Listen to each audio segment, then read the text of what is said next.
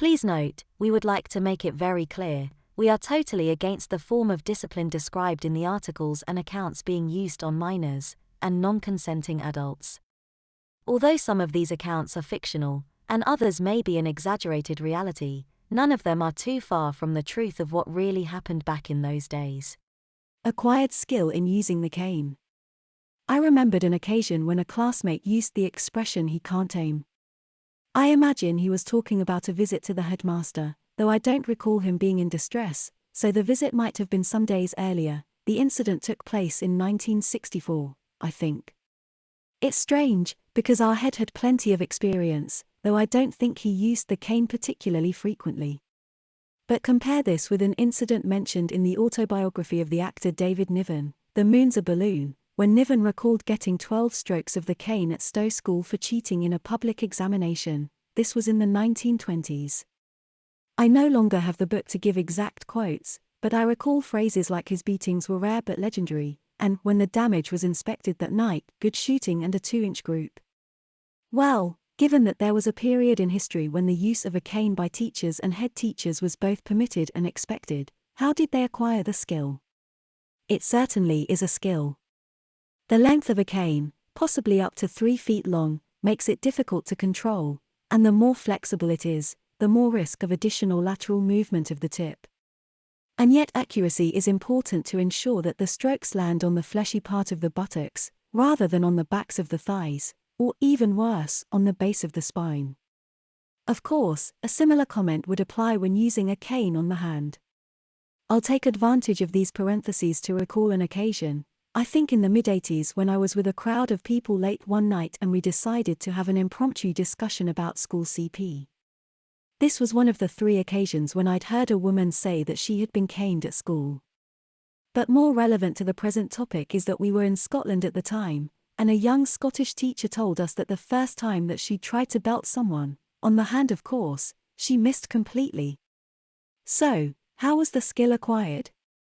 And, did teachers even realize that there was a skill involved? Interesting topic. My guess would be that those required to administer the cane professionally acquired any skill they eventually attained by diligent practice and self-criticism, possibly supplemented by external criticism from recipients and observers, after a brief sitting with Nelly-type introduction to the subject. Those who had themselves been caned would probably have a flying start. There are various posts here decrying female teachers who, probably not having been caned themselves, had no idea how much it hurt and thus caned far too hard. At least one former contributor claimed that in the US a university department training teachers that he was familiar with prepared a training film showing students how to administer the paddle. Alas, initial hopes of a screening in a thread here were soon dashed, and eventually not even so much as a screen grab came to pass. I cannot recall any claims of similar methods of training teachers on this side of the Atlantic. Certainly, I encountered no tuition on administering SCP during my brief spell at a teachers' training college in the early 1960s. It will surely be the case that even more than teachers they will have striven to perfect their skill to exactly match the degree of punishment expected and appropriate, otherwise they would be likely to find difficulty in exercising it, lacking as they do the authority vested in a real school teacher. I am sure those involved will be queuing up to describe their training techniques and progression to competence. No names, no pack drill, at the moment. But that might change if the posts don't come flooding in. I recall an Antique Roadshow episode when a Scottish teacher brought in her belt. She described how she purchased it from John Dick and how she had to give her height when ordering it. That, she said, determined the length of the belt she was given. I was willing Fiona Bruce to ask how she learned to use it, but she never did. I think it was common to practice giving the belt using a piece of chalk on a table. Several teachers in my school demonstrated their precision. There is a reference in a book about public schools in the 60s, possibly the Hothouse Society, to prefects caning each other, partly to prove their toughness and partly to perfect their technique. One boy claims to be prepared to take 100 strokes. And I think I have mentioned before the story told by an MP during a debate on caning, that when he went for his first teaching job, he had to cane the headmaster, on the hand, to demonstrate that he was prepared to do it. I bet that the infamous Bogner Cane Company products came with detailed instruction manuals. An interesting detail about the belting practice via the termination with extreme prejudice of a piece of chalk. Thank you. You really did have a robust SCP environment in Scotland. Recently, while looking for something else, I encountered the post here which details the results of an official survey into the belting experience of boys and girls in a large segment of the state schools in Scotland during a specific period. Few girls and even fewer boys had escaped being belted at some point during their school careers, so teachers certainly must have practiced hard. Alas, I can't find the post again, but each time I encounter it I am reminded that much as I love Scotland, I'm darned glad I wasn't educated there. I bet that the infamous Bogner Cane Company products came with detailed instruction manuals. I don't know if he sent them out as instruction manuals with canes, most probably not.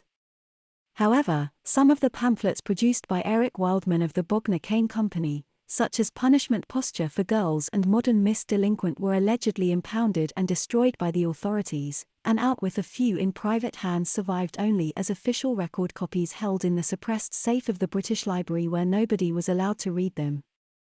Again allegedly, about 10 years ago they were eventually transferred to the private case with some other Wildman material, where bona fide academics are allowed to view them if they can prove a genuine research need.